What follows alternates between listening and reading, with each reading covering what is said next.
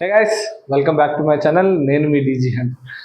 So ఈరోజు big boss season 9 తెలుగులో second week అయితే అయిపోయింది. ఇప్పుడు వరకు ఈ 2 వీక్స్లో జరిగిన దాన్ని బట్టి పెర్ఫార్మెన్స్ అనాలిసిస్ వీడియో అయితే ఇది. అలాగే ఎవరు ఎలిమినేట్ అయ్యారని చెప్పి కూడా నేను ఆల్రెడీ వీడియో చేశాను, ఒకసారి చెక్అవుట్ చేయండి. ఇంక లేట్ చేయకుండా ఈ ఎవరిలో ఏంటి రైట్ రాంగ్ అన్న దాని గురించి మాట్లాడతాం. ఇప్పుడు ఎలా ఉందంటే సినారియో, కామనర్స్ కనుక ఒకవేళ నామినేషన్స్లోకి వచ్చారంటే లైన్గా వెళ్ళిపోయేలాగా ఉంది సిచ్యువేషన్ బయట. సో ఎందుకు అలాగ ఉంది, ఎవరిలో ఏంటి నెగిటివ్స్ పాజిటివ్స్ అన్ని క్లియర్గా మాట్లాడదాం. ఎవరు టాప్ 5కి వెళ్ళే ఛాన్స్ ఉంది కూడా లాస్ట్లో చెప్తాను. సో వీడియో ఎండ్ వరకు చూడండి. మీకు నచ్చితే కనుక ఛానల్ సబ్స్క్రైబ్ చేయండి, అలాగే వీడియోని లైక్ చేయండి, ఎక్కువ మందికి రీచ్ అవుతుంది. నా రివ్యూస్ కనుక జెన్యూన్ ఇంకా అన్బయాస్డ్గా ఉంటే కనుక ఖచ్చితంగా షేర్ చేయండి. సో ఇంక లేట్ చేయకుండా అయితే వీడియోలోకి వెళ్తున్నాం. ఫస్ట్ కామనర్స్తోనే స్టార్ట్ చేద్దాం. కామనర్స్తోనే స్టార్ట్ చేయాలి. ఫస్ట్ మర్యాద మనీష్ గురించి ఒక 2-3 వర్డ్స్లో చెప్పేస్తారండి. The biggest snake of the season eliminate. ఆయన 5 days 6 daysకి అంత పెద్ద స్టేట్మెంట్ పాస్ చేయడం అన్నది చాలా రాంగ్. అలాంటిది ఆయన పాస్ చేసినప్పుడు ఆయన ఏమైనా కొంచెం బెటర్గా బిహేవ్ చేశారా అంటే లేదు కదా. టెనెంట్స్ గురించి ఓనర్స్ దగ్గర మాట్లాడతారు, ఓనర్స్ గురించి టెనెంట్స్ దగ్గర మాట్లాడతారు. ఒక్కళ్ళ దగ్గర జెన్యున్గా మాట్లాడింది లేదు, ప్రతి ఒక్కరి దగ్గర బ్యాక్ బిచ్చింగే. మళ్ళీ ఆ ఓవర్ యాటిట్యూడ్గా, ఆ ఓవర్ ఇంగ్లీష్, ఆ ఓవర్ స్టైల్, అది ఒక గర్వం. అదే ఐ క్రాక్డ్ ది కోడ్ అన్నంత లెవెల్లో బిల్డప్ ఇస్తాడు. అక్కడ ఏముండదు. సో అది మనీష్ యొక్క biggest negative and he is eliminate. So ఎక్కువ మాట్లాడడానికి కూడా ఏం లేదు ఆయన గురించి. 99.99% అయితే ఆయన ఎలిమినేట్. ఒకవేళ బిగ్ బాస్ టీంకి ఏమైనా మనసులో మార్పు చెంది ఫ్లోరా సైని గారిని ఎలిమినేట్ చేస్తే తప్ప Manish is eliminated. Next second Priya Shetty గారు. మనీష్తో పాటు హాత్ మే హాత్ మిలాకర్ సాత్ కడి హుయి ప్రియా శెట్టి. సో ప్రియా శెట్టి గారు ఆల్మోస్ట్ డేంజర్ జోన్లోకి వెళ్ళిపోయి ఎలిమినేషన్కి దగ్గరగా. మనీష్ కంటే కూడా ఎక్కువ నెగిటివిటీ ఎవరికి వచ్చిందిరా అంటే ప్రియాకే. ఎలిమినేట్ అయిపోవాలని అంత కోరుకున్నారు జనాలు. మీకు ఇంకో విషయం చెప్పనా, మనీష్తో పాటు ప్రియా, ఇప్పుడు సెలబ్రిటీస్తో పాటు ప్రియా ఎలిమినేట్ అవ్వాలి అని ఎవరు కోరుకున్నారంటే శ్రీజ ఫ్యాన్స్ కూడా కోరుకున్నారు. ఎందుకంటే ప్రియా వల్ల శ్రీజ కూడా ఎక్కువ నెగిటివ్ అయిపోతుంది. శ్రీజ ఆ ఇంటరప్షన్, ఆ యాటిట్యూడ్ ఏదైతే ఉందో, ప్రియా కనుక ఎలిమినేట్ అయితే శ్రీజకి బుద్ధి వస్తుంది అని చెప్పి శ్రీజ ఫ్యాన్స్ ఆలోచించిన వాళ్ళు కూడా ఉన్నారు. సో అదొకటి. ప్రియా ఏంట్రా అంటే నెగిటివిటీ, ఆమె మంచిదే బిహేవియర్గా ఎవరు నెగిటివ్ ఉండదు, ఓకే. కాకపోతే ఆ వే ఆఫ్ కన్వే అన్నది ఎప్పుడు కూడా దెబ్బ కొట్టేస్తుంది. సో ఆమె ఆ రూడ్నెస్, ఆ ఫేషియల్ ఎక్స్ప్రెషన్స్ ఆమెకి చాలా బ్యాడ్ అయింది. ఎక్కడ ఆపాలో వీళ్ళకి తెలియట్లేదు కామనర్స్కి. నా ఫ్రస్ట్రేషన్ అది. అరే అంత ఓవరా, అవతల వాళ్ళు సెలబ్రిటీసే.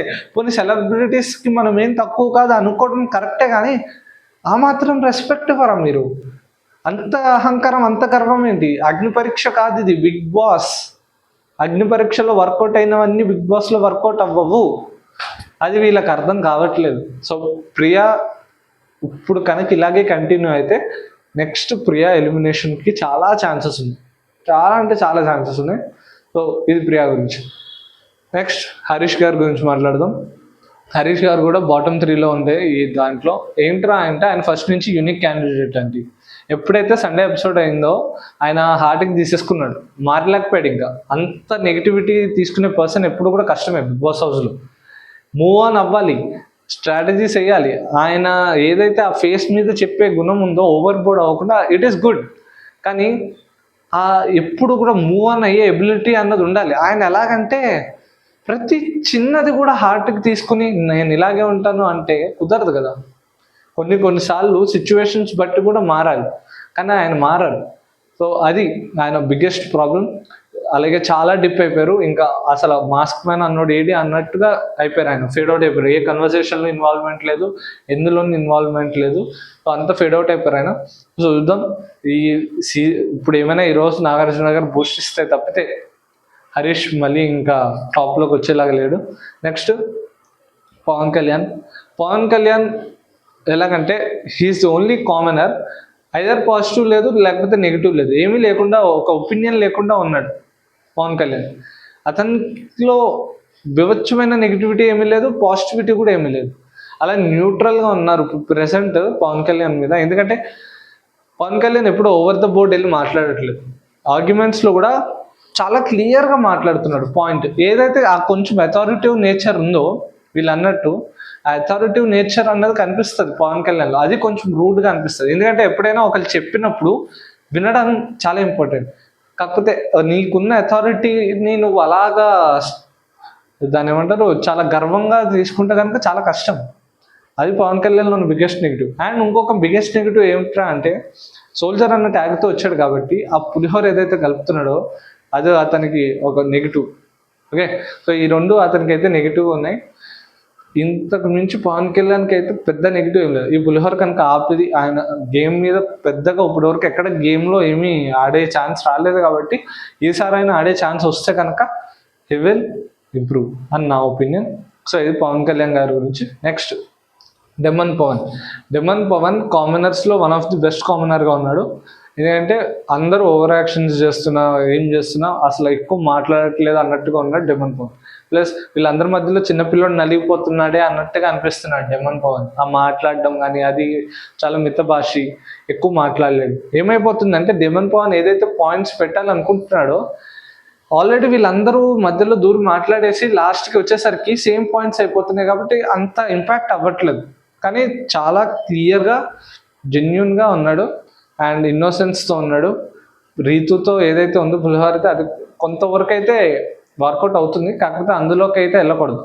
రీతు కానీ తనుజ గారు కానీ వాళ్ళిద్దరు ఏమైనా చేస్తున్నారంటే పులిహోర అది కంప్లీట్లీ కంటెంట్ కోసమే. ఆ క్లారిటీ వాళ్ళకు ఉంది. వీళ్ళకి ఆ క్లారిటీ రావాలి. హేమంత్ పవన్ ఉంది క్లారిటీ అని అంటున్నాడు కానీ క్లారిటీ లేదు, ఎక్కడో ఓవర్ బోర్డ్ వెళ్ళిపోతాడేమో అన్నట్టుగా అనిపిస్తుంది. చూద్దాం ఏమవుతుందో ముందు ముందు. టాస్క్లన్నీ పాడుతున్నాడు, ఈజ్ గుడ్, కమ్యూనికేషన్ అందరితో రిలేషన్ అంతా కూడా బాగుంది. ఇంకొక 2-3 వారాలు అయితే ఖచ్చితంగా డెమన్ పవన్ ఉంటాడు, ఇదైతే పక్క. అండ్ ఓటింగ్లో కూడా టాప్ 3లో అయితే ఉండే Demon Pavan. So Demon Pavan కూడా సాలిడ్ ఓట్ బ్యాంక్ అయితే ఏర్పడుతుంది. నెక్స్ట్ కామనర్స్లోనే ది బెస్ట్ కామనర్ అనుకున్న పర్సన్ కాదు, ది బెస్ట్ కాదు ఆమె, కానీ స్టార్టింగ్లో అనుకున్న పర్సన్ శ్రీజ దమ్ము. శ్రీజ అసలు అగ్ని పరీక్ష నుంచి వచ్చినప్పుడు ఆమెకున్నంత పాజిటివిటీ ఇంకే కంటెస్టెంట్కి లేదు. అలాంటి పాజిటివిటీతో వచ్చింది ఆమె. ఫస్ట్ 2 ఎపిసోడ్స్లో ఆ అగ్ని పరీక్ష ఏదైతే ఆ నెగిటివిటీతో ఆమె ఆ టాస్క్లు ఆడిన విధానం కానీ, ఆ నవదీప్ గారు అన్న విధానం కానీ, ఆమె ఇన్సల్ట్ చేసిన దానివల్ల ఏదైతే ఆమెకు వచ్చిందో ఆ పాజిటివిటీ అదంతా మళ్ళీ పోతుంది. అరే ఏట్రా ఈ శ్రీజ ఇలాగ తయారైంది అన్నట్టుగా అయిపోతుంది. మాట్లాడడం కరెక్టే కానీ ఎక్కడ ఆపాలో అన్నది కూడా చాలా ఇంపార్టెంట్. ఆమె గొంతే కొంచెం హై పిచ్లో ఉంటుంది గొంతు ఎప్పుడు కూడా. ఎక్కువ ఇరిటేటింగ్ అయిపోతున్నారు జనాలు ఆమె ఎప్పుడు మాట్లాడుతున్నా కానీ. సో ఆమె కొంచెం అర్థం చేసుకుని ఇప్పుడు మనీష్ ఎలిమినేట్ అయిన తర్వాత కనుక ఆమె రియలైజ్ అయితే చాలా బెటర్. ఎందుకంటే శ్రీజ గేమ్ అనాలిసిస్ చాలా బాగుంటుందండి. బిగ్ బాస్ హౌస్లో గేమ్ని పర్ఫెక్ట్గా అనాలిసిస్ చేస్తున్న ఇద్దరు అని నా ఫీలింగ్. ఎవరంటే ఇమాన్యుల్ ఇంకా శ్రీజ. ఆన్ పాయింట్ అనాలిసిస్ ఉంటుంది, ఆన్ పాయింట్ జడ్జ్మెంట్ ఉంటుంది, చాలా కరెక్ట్గా అనాలిసిస్ చేస్తుంది. నామినేషన్స్ ఎలిమినేషన్ దాని గురించి కూడా నాకు ఎందుకో ఇద్దరు కామనర్స్ ఉంటారు అన్నట్టుగా గెస్ చేసింది. సో అది కొంచెం బుర్రలో పెట్టుకుని అన్నిసార్లు మనం ఎదగాల్సిన అవసరం లేదు. కొన్నిసార్లు తగ్గితే కూడా మనం హిట్ అవుతాం అన్నది ఆమెకు అర్థమైతే ఎక్కడ నెగ్గాలో కాదు ఎక్కడ తగ్గాలో తెలియాలి. సో అది శ్రీజాకి తెలిస్తే చాలా బాగుంటుంది. లేదు అంటే ఆమె కూడా కష్టమే, ఇంకేం చేయలేదు. నెక్స్ట్ కామనర్స్ అయిపోయారు కదా, ఇప్పుడు సెలబ్రిటీస్ గురించి మాట్లాడదు. ఫస్ట్ సెలబ్రిటీ ఫ్లోరా సైని గారు. ఫ్లోరా సైని గారు ఇంకా హౌస్లో ఉన్నారు అంటే దానికి కారణం కామనర్స్ మీద ఉన్న హేట్రెడే. కామనర్స్ మీద ఉన్న హేట్రెడే ఆమెను ఇంకా కాపాడుతుంది. ఇప్పుడు కూడా ఆమె not fit for the house అని నేను అంటాను. తెలుగు రాదు, గేమ్ అండర్స్టాండింగ్ లేదు. ఓకే, ఎవరితోనూ అంత ప్రాపర్ డీప్ కన్వర్సేషన్స్ అవ్వవు ఆమెకి, అనాలిసిస్ లేవు. ఒకళ్ళు ఏమైనా చెప్తే అలా బ్లైండ్గా ఫాలో అయిపోయే టైప్ ఆమె బిగ్ బాస్ హౌస్కి బాత్రూమ్ క్లీనింగ్ కోసం వచ్చారా అన్నట్టు అనిపిస్తుంది. అది కాదు కదా ఆమె మెయిన్ మోటివ్. సో అదొక్కటి కొంచెం ఆమె దృష్టిలో పెట్టుకుని ప్రాపర్గా గేమ్ మీద ఫోకస్. ఇంకా కష్టం అండి ఆమె నేచర్ అది, ఆమె మంచి పర్సన్. సో నా ప్రకారం అయితే she's not fit for the house అని నేను అంటాను. ఓకే, అది. నెక్స్ట్ సుమన్ శెట్టి గారికి ఎలా ఉందంటే వివచ్చమైన పాజిటివిటీ ఉంది బయట. ఆయనకు చాలా పెద్ద ఫ్యాన్ బేస్ ఉంది. ఆయనకి ఏదైతే ఆ ఫ్యాన్ బేస్ ఉందో అదే ఆయన ఇంకా కాపాడుతుంది. ఆయన చాలా మంచోళ్ళు. Okay, make that point clear. చాలా మంచోళ్ళు. అండ్ ఎంత ఇన్నోసెంట్ అంటే రీతు వచ్చే అన్న నాకు సపోర్ట్ చేయండి అన్న, వాళ్ళిద్దరు నన్నే టార్గెట్ చేస్తారు అన్నప్పుడు కూడా ఏం చేయనమ్మా రక్కేస్తున్నారమ్మా వాళ్ళు అని అంటాడు. అంత ఇన్నోసెన్స్ పాపం ఆ మనిషి. ఆయన చాలా ఇన్నోసెంట్. టాస్క్లు ఆడుతున్నాడు, ఎఫర్ట్స్ పెడుతున్నాడు. కాకపోతే ఆ గేమ్ అండర్స్టాండింగ్ లేదు, గేమ్ ప్లాన్స్ లేవు, వీళ్ళ దగ్గర అంత కన్నింగ్ నేచర్ లేదు, అంత హార్ష్గా మాట్లాడలేరు. సో అది ఇలాంటి వాళ్ళు గేమ్కి ఎక్కువ రోజులు వర్త్ కాదు. ఆయన కనుక గేమ్లోకి వచ్చి ఆ పాయింట్స్ పెట్టగలిగితే he will be one of the top contestants. ఆయనకు బయట ఉన్న పాజిటివిటీ అలా ఉంది. చూద్దాం ముందు ముందు ఏమవుతుందో. ప్రెసెంట్ అయితే సుమన్ శెట్టి గారికి ఒక డీసెంట్ అయితే ఉంది, ఫ్యాన్ బేస్ అయితే ఆయనకు ఉంది, ప్రాపర్ ఓటింగ్ పడుతుంది, టాప్లో ఉన్నారు. ఇదే కంటిన్యూ అయితే టాప్ 5లోకి కూడా వెళ్ళిపోతారు. సో చూసుకుని జాగ్రత్తగా ఆడితే కనుక he can be in the top 5. ఆయన అంత ఆడారని నా ఒపీనియన్. ఆయనకు అంత నెగిటివ్ మైండ్ సెట్ కాదు, అంత హార్ష్ మైండ్ కాదు, అంత కన్నింగ్ నేచర్ కూడా లేదు అని నా ఒపీనియన్. సో ఇది సుమన్ శెట్టి గారి గురించి. నెక్స్ట్ సంజన గారు. సంజన గారు ఆమె ఒకసారి చేస్తే చిరాకు అనిపించింది, రెండోసారి చేస్తే సూపర్ అనిపించింది, మూడోసారి చేస్తే ఈమె నేచర్ ఇంత అన్నట్టు అనుకున్నారు. ఇంకా ప్రతిసారి అలా చేస్తే చాలా నెగిటివ్, అది ఒప్పుకోవాలి ఎవరైనా. ఇప్పుడు ఆమె ఎలా అంటే గేమర్, ట్రూ గేమర్. ఆమె చాలా క్లియర్ అనాలిసిస్ ఉంది, ఎక్కడ ఎలా గేమ్ అన్నది ఉంది. కానీ ఆమె ఓవర్ బోర్డింగ్, ఆ ఓవర్ మాటలు అవన్నీ చాలా రాంగ్ అండి, ఎప్పటికైనా రాంగ్. ఓకే, ఆమె ఆ ఓవర్ మాటలు కానీ ఓవర్ స్ట్రాటజీస్ కానీ కావాలని ప్రతిసారి ప్రొవోక్ చేద్దామని ట్రై చేస్తున్నారు. అలాంటిది నెగిటివ్ నెగిటివ్ నెగిటివ్ అది చెప్పాలి, ఎవరు చెప్పట్లేదు. మీరు అలాగ ఆమె వెనకేసుకుంటూ వస్తే పని అవ్వదు. ఇదైతే పక్క. ఆమె లాంటి పర్సన్ చాలా డేంజర్ అండి. ఆమె కావాలని వాంటెడ్గా గొడవలు, ఆమెకు దండం పెట్టాలనిపిస్తుంది. నవ్వుతూ అవతల పర్సన్ ఎంత ట్రిగర్ చేస్తారంటే ఆమె ఆ విషయంలో ఆమె చాలా బెటర్. సో ఎలా అంటే ఇప్పుడు ఒక గేమ్ ఆడుతున్న పర్సన్ ఎవరైనా ఉన్నారంటే హౌస్లో కాన్స్టెంట్గా సంజన గారే. ఆమెకు చాలా బుర్ర ఉందండి, you never take her like. చాలా బుర్ర ఉంది, ఆమె గేమ్ అనాలిసిస్ అంత పర్ఫెక్ట్గా చేస్తున్నారు. సో నా ప్రకారం she can be in the top 5. So అది. నెక్స్ట్ రాము రాథోడ్. రాము రాథోడ్ అమాయకుడా లేకపోతే అమాయకుడిలాగా నటిస్తున్నాడా ఏంటి అన్నది అర్థం కాదు మనకి. ఇంకా నిన్న ఏదైతే గొడవలు అవుతున్నప్పుడు రాము రాథోడ్ సైలెంట్గా ఉన్నాడో అదే చాలా పెద్ద దెబ్బ తీసింది. ఓకే, చాలా పెద్ద దెబ్బ తీసింది. రాము రాథోడ్ మాట్లాడలేడా అంటే మాట్లాడగలుగుతాడు, ఆ టాస్క్లు వివచ్చంగా ఆడతాడు, చాలా వాడతాడు రాము రాథోడ్. ఓకే, టాస్క్ విషయంలో హీ సూపర్. కాకపోతే పాయింట్స్ పెట్టాలి, పాయింట్స్ పెట్టకపోతే కష్టం. నిన్న రీతు రాము ఇద్దరు డిస్కస్ చేసుకుని వాళ్ళిద్దరూ కలిసి ఆడదామని ఫిక్స్ అవుతారు. ఎప్పుడైతే రీతుని అంత టార్గెట్ చేస్తారో రీతు దగ్గరకు వచ్చినప్పుడు రాము దాంట్లో తీసుకుంటున్నప్పుడు రాము వదిలేస్తాడు. రాము వదిలేసి రీతు అన్నీ వేసేసుకుంటున్నప్పుడు కూడా రాము ఏంటంటే వీళ్ళిద్దరు టీం అన్న విషయం చెప్పాడు కదా. రీతు అక్కడ చేసిన తప్పల్లో ఏమైనా ఉంది అంటే మొత్తం వేసేసుకోవడమే రీతు చేసిన తప్పు. పోనీ రాము కనీసం ఇలా మేము అనుకున్నాం, అట్లీస్ట్ మాలో ఒక్కలైనా వెళ్ళాలి అని అనుకున్నాం అని చెప్పుంటే చాలా బాగుంటుంది. రాము చెప్పలేదు, అదే రీతుకు బిగ్గెస్ట్ నెగిటివ్ అయిపోయింది. నిన్న ఇమాన్యుయల్తో రీతు మాట్లాడేటప్పుడు కూడా సార్టింగ్ అవుట్ అదే. రాము రాథోడ్ పాయింట్స్ పెట్టకపోవడం, రాము రాథోడ్ నోరు ఇప్పకపోవడం వల్లే he became the owner. So అది అతను మంచితనమా లేకపోతే అమాయకత్వమా లేకపోతే కన్నింగ్ నేచరా మనకు తెలియదు. కాకపోతే నిన్న రీతు ఏదైతే ఆ నెగిటివిటీ ఉందో దాంట్లో రాము రాథోడ్ హస్తం కూడా ఉంది. ఓకే, రాము రాథోడ్ లాంటి పర్సన్ ఎక్కువ ఇన్నోసెన్స్ ఉంటే కష్టమే, కానీ టాస్క్లు చాలా బాడతాడు. సో ముందు ముందు ఏమవుతుందో చూద్దాం. నెక్స్ట్ రాము రాథోడ్ అయిపోయాడు కదా. ఇంకా నెక్స్ట్ తనుజ గారి గురించి మాట్లాడదాం. తనుజ గారు టాప్ 5లో పక్కా ఉంటారండి, 109% చెప్తున్నా. ఆమె టాప్ 5లో పక్కా ఉంటారు. ఎందుకంటే ఆమెకున్న పాజిటివిటీ, ఆ ఫ్యాన్ బేస్ అలా ఉంది. ఓకే, అండ్ గేమ్ ఆడే విధానం కానివ్వండి, మాట్లాడే విధానం కానివ్వండి, పాయింట్స్ పెట్టి ఆర్గ్యుమెంట్ చేసే విధానం కానివ్వండి, చాలా వాడుతున్నారు. సెలబ్రిటీస్ ఎలా ఉన్నారంటే అంత బుర్రతో ఎవరు ఆలోచించట్లేదురా అన్నట్టున్నారు. కాస్త కొద్దిగా గొప్పగా కొంచెం ఆలోచిస్తుంది తనుజ గారు అని అనిపిస్తుంది ఇమాన్యుయల్ తర్వాత. ఇమాన్యుయల్ వేరే లెవెల్ గేమర్, ఓకే, ఇమాన్యుయల్ని పక్కన పెడితే కొంచెం ఓకే అని ఆలోచిస్తుంది, గేమ్లో ఉంది, గేమ్ని అండర్స్టాండింగ్ చేసుకుంటుంది తనుజ గారు. ఓకే, ఆమె నెగిటివ్ ఏంటంటే కొంచెం ఆ ఎమోషనల్ అవ్వడం, ఆ ఎమోషనల్ బ్యాగేజ్ కనుక ఆమె నెత్తి మీద అలాగే క్యారీ ఫార్వర్డ్ చేస్తే కనుక ఆమె ఎత్తిపోతుంది. ఎందుకంటే బర్నీ గారితో ఆ రిలేషన్ కానీ ఇమాన్యుయల్తో ఆ రిలేషన్ కానీ అది ఆమె కనుక కొంచెం తగ్గిస్తే చాలా బెటర్ అని నా ఒపీనియన్. ఎప్పుడోకప్పుడు ఆమెకి అది చాలా పెద్ద బ్యాక్ ఫైర్ అవుతుంది, అదైతే పక్కా చెప్తున్నాను.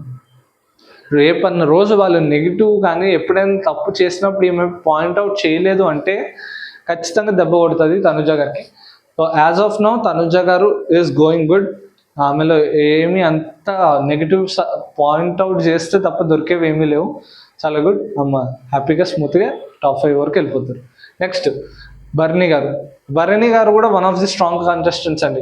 ఫిజికల్ కానివ్వండి, మెంటల్ కానివ్వండి, ఆయనకున్న కేపబిలిటీస్. ఎప్పుడైతే కొంచెం ఈ ఎగ్ ఇన్సిడెంట్ అయిందో ఆయన కొంచెం డౌన్ అయ్యారు, మొరల్గా డౌన్ అయ్యారు, వోకల్గా డౌన్ అయ్యారు. ఆయన అన్ని విషయాల్లో అంత ఇన్వాల్వ్మెంట్ లేదు, మాట్లాడే దాంట్లో కూడా తగ్గిపోయారు, బాగా కామ్ అయిపోయారు.